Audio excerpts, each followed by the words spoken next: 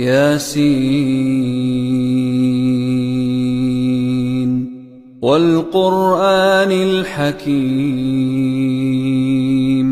إنك لمن المرسلين على صراط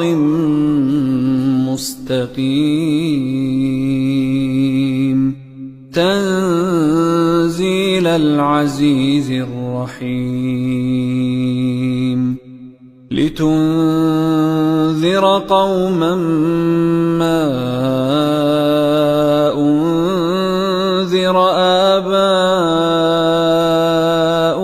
فهم غافلون لقد حق القول على أكثرهم فهم لا يؤمنون